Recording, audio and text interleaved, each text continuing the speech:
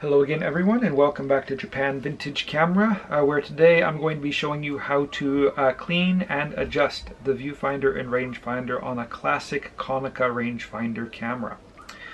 The steps which are necessary to repair this camera can also be applied to the Konica S2, which is the identical camera but with just a slightly different lens. And it can also be used, the technique can also be used on similar Konica cameras like the S2, the S3, and the Auto S. In case you aren't aware of it, I sell classic cameras at my Etsy and eBay stores. If you're interested in purchasing a vintage Japanese camera, please check the description below the video to links to my stores. So, we only need a few tools to do this job, and likely you have all the tools necessary for it at home. The first thing we need is some cotton swabs and some cleaning fluid, a pair of needle nose pliers or pliers with a flat pinch space in them, a slotted screwdriver, a toothbrush, and either a blow bottle or some compressed air. And that's pretty much it. It takes less than 20 minutes to do this job, so and it doesn't require much in the way of skill. So let's go ahead and get started. So I'll turn the camera up like this, and the first thing I'm going to do is remove the film rewind knob. So I pull this up, and the film rewind shaft has forks in it. I put a screwdriver between the two forks, and then I found it wasn't very tight, and just unscrew the rewind knob. I use a filter or an old lens cap to hold the hardware in. Next thing I want to do is take off this nut which holds the charging and winding lever on. And yes, I just push down with my thumb, and 9 times out of 10 it comes off. If you don't have, if it's kind of stuck, something like a rubber stopper works really well to take it off. And if all else fails, you can use a pair of pliers. Be careful when you do this, because this is aluminum, and I believe this is cast zinc, and this is chrome plated brass, so it's very soft and easy to scratch. If you use a pair of pliers or something, just turn it enough to get it loose, and then take it off the rest of the way with your thumb. And this one only required thumb pressure to take it off. So I take the nut off and put it on my filter here. There's a compression washer underneath. The lever then lifts off. Under here we have a lever, kind of a, I guess, butterfly shaped lever. And below that we have a nut which holds on the top cover. You can use a pointed spanner like this, or you can use needle nose pliers or a pair of tweezers. And just put the tips in the 2 slots. Give it a twist to the left and turn it off.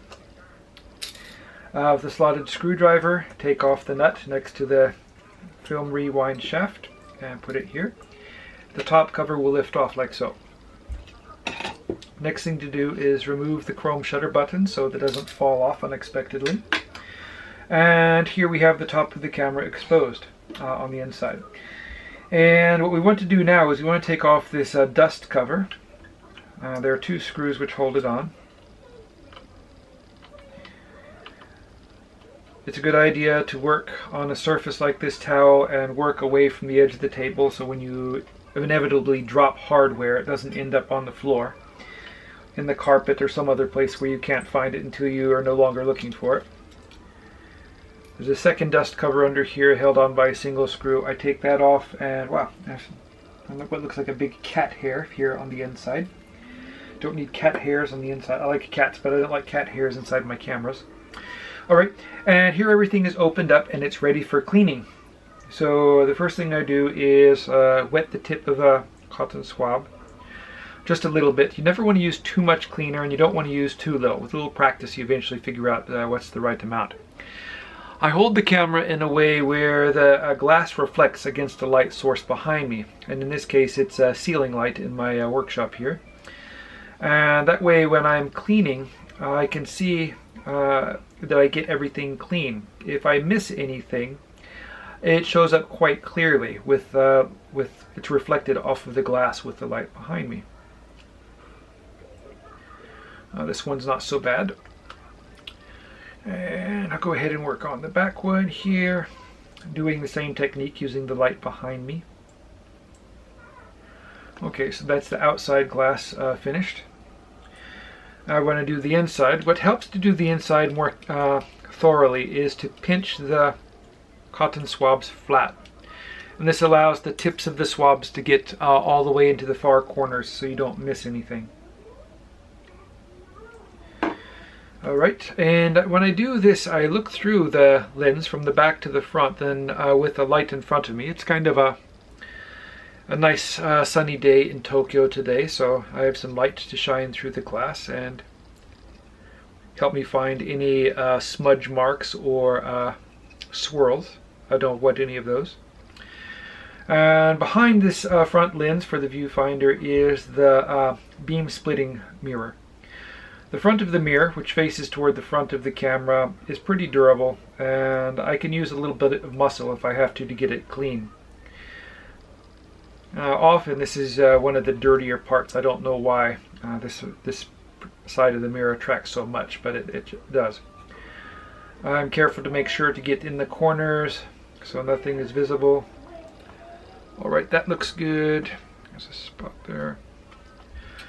The next thing I want to do is the back side of the beam splitting mirror, and in this part I have to be quite careful because the back side is covered with a transparent reflective coating, which is very thin and very fragile. Some cameras it's just inevitable that these get messed up. On old cameras there's not much point in even bothering to clean them because the moment you touch them the coating comes off. But these cameras, the coating is a little bit more durable, and so long as you're careful with it, unless there's like fungus or something growing on it, it usually cleans up quite easily. I just clean very, very gently to make sure that I don't rub any of the coating off. And next I have to clean the inside of the lens for the rear eyepiece, making sure to get in the corners.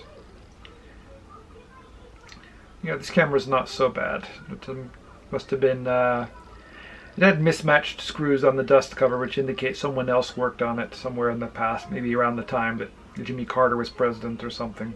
This is still dusty inside.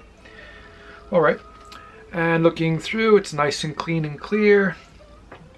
Get rid of any dust that's inside. Alright, next step is cleaning this lens here. This is the lens which projects the frame line image onto the beam splitting mirror. And for the frame lines to look really clean, it's a good idea to clean this lens. You should clean it on the inside like so, with the tips of the cotton swabs flat so you can get all the way in the corners. Be very careful to clean the exact center where the rangefinder split image comes through. And then do this side. These plastic lenses sometimes come loose. They seem to swell or contract at a different rate than glass. These are made of plastic, so sometimes they'll be loose. If they're loose, just put a dab of glue on either side to keep it in place. Alright, so that's most of the job done. The next thing to do is to clean the mirrors. The reflective mirror here for the frame lines. And then the last thing I want to do is clean the rangefinder beam splitting mirror. And to access this, I will bend the ends of the Q-tip 90 degrees. And that allows me to reach inside to where the mirror is hiding. You have to be a little bit careful with the beam splitting mirror because, or not beam splitting, but the rangefinder mirror, split image mirror, because it is also kind of fragile and it's easy to damage if you rub it too hard. Alright, so that is everything. Everything is now clean. The next step is to adjust the rangefinder. And you can adjust the rangefinder with the top cover on. There are access holes which allow you to reach the adjustment screws. The first one is on this plastic cover. You'll notice a round cap screw on the bottom right side. Using a pair of tweezers with sharp points, you can turn this out leftwards. And that will expose a hole which gives you access to the horizontal adjustment for the rangefinder. Someone conveniently put this white mark here which shows where the hole is. And for the horizontal adjustment, you take your slotted screwdriver and put it in here to engage in the slot. And finding something far away, for example, I've got a nice view of Tokyo Tower here, so I'm focusing on the top of Tokyo Tower. It's got to come just a little bit to the left. Okay. Alright, so what I mean a little bit to the left, the split image was a little bit too far to the right, so to move it to the left, I put the screwdriver in and I turn it leftwards or counterclockwise. The next thing I have to do is adjust the vertical adjustment, and on the top of the camera there's a shoe for the flash, and there's this metal cover which covers it. If you lift up the cover and push it back, there's an access hole here, and through this access hole you can reach this slotted screw by the rangefinder split image mirror. So to adjust this, just turn the screw one way or the other until the vertical adjustment is spot on. Let's take a look at this one. I put these in here, I put the screwdriver in first, and then, okay, just a hair of turn. Alright, spot on. It's not that difficult to do this job. Alright, so this is all done. What I want to do next is I want to clean the glass on the protective glass here on the viewfinder window. So I'll go ahead and start with the outside first. Get it really nice and clean. Make sure to get in all the corners. If the camera's really gummy or dirty, I'll remove this glass entirely by pulling up on these tabs here and then sliding the glass and the plate out. But it's kind of a difficult job because it's also glued on the top, so I have to cut the glue and all that. And on this camera it's not so bad, so I'm not going to risk. Yeah, if it ain't broke, don't fix it. It's okay. Clean out the insides. You can also do it this way. It gives you a better reach. All right, everything is nice and clear. Ready to put the camera back together now. Everything is clean. Everything is adjusted. Everything seems to work okay. All right. First, I'll put on this inner cover here, and find the screw which holds it on. This one will work.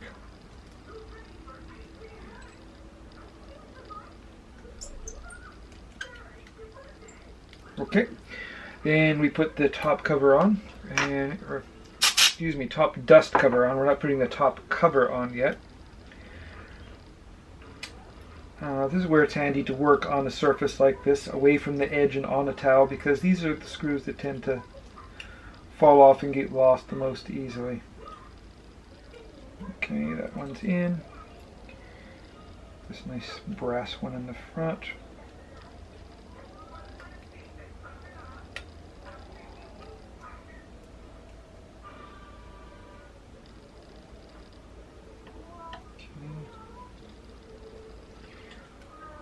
Alright, and that's it.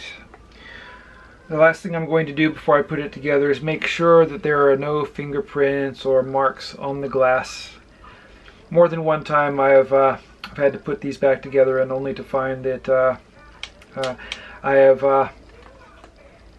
left a big fingerprint on one of these glass surfaces. And as I'm taking a look through the camera before I'm going to ship it out, I find a big fat fingerprint, and I've got to take it apart and clean it again. Alright, and then looking at this one here, I can see that spring is not in the right place for this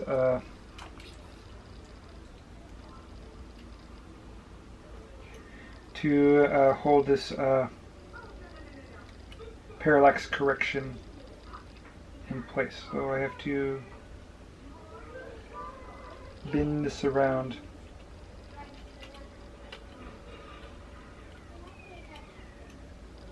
Good thing I noticed this now before. Okay, and okay. Now it works. Alright, so blow out any dust that might be in here. And let's see, next thing I need is the chrome shutter button. Drop it back where it's supposed to go. Lower the top cover on carefully.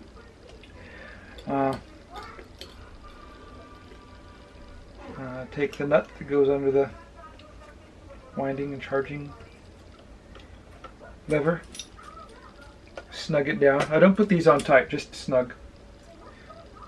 If you put them down too tight, if you've made any mistakes, you can pinch and cut a wire or break something. When you're putting down the screws and nuts, there shouldn't be any play. It shouldn't be pushing down at all. The top cover should already be sitting flush on the bottom, and there should be no gaps around it. If there's any kind of gap, something is not right, and you should take it back off and take a look. Alright, see, put this back on, put the lever back on, put this compression washer, the feet point upward on it. Put the nut back on, like so. And take the film rewind knob, spin it on a few times, lift it up, and take the screwdriver, push it between the fork, twist it tight, close the door. And that's it, the job is done. And according to my my clock on my camera, I've been working on this for 16.5 minutes. So that's not too much time to do such a job. Anyway, now this has a nice crystal clear, perfectly adjusted and ready to use rangefinder and viewfinder and make the camera much easier to shoot. Alright, I hope you enjoyed the video, and I plan to be putting more tutorial videos on how to service and maintain these old cameras. If you're interested in seeing these, please subscribe. If you like the button, or like the video, excuse me, click the like button.